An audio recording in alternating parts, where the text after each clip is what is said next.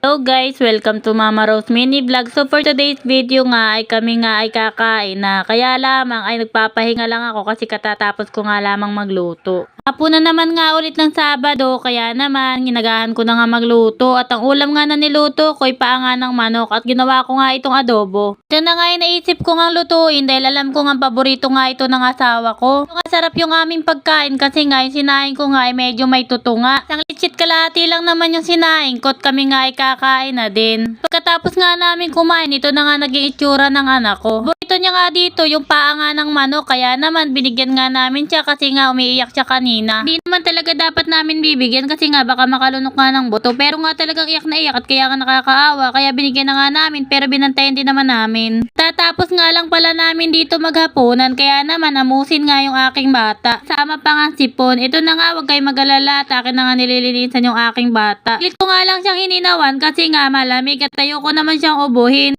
Ko na nga siya, nagpakuha lang ako sa aking anak na panganay ng diaper nga ng aking bunso.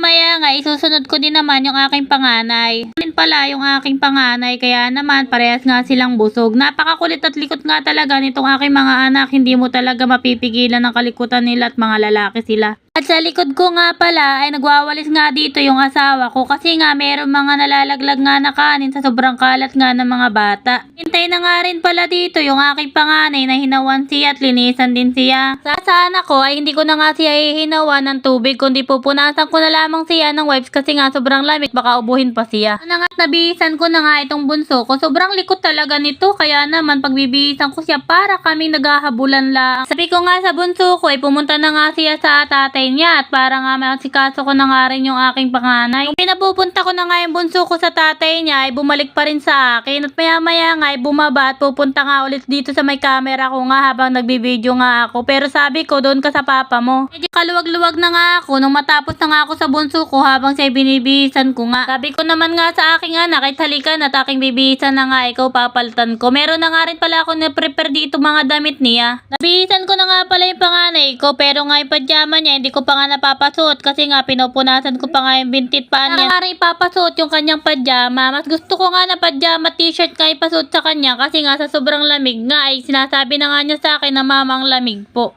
Alak mapatulog na pagkatapos ko nga mapalitan sila ng mga damit nila na madudumi at saka malinisan, pero sa tingin ko hindi pa sila matutulog. At habang nagbo-voice over nga ako sa mga oras na ito ay nahihirapan talaga ako. Dapat nga kanina pa nga ako tapos kaso nga lamang ay naglolokot nagahang na nga yung cellphone ko pa, sira-sira din ito. Pero dahil wala pa nga tayong pambili kaya naman kailangan ko pang magtiis. At natapos na nga rin ako na magbihis sa aking anak at ako na may magpapahinga. So hanggang dito na lamang po ang video. Salamat po sa panonood.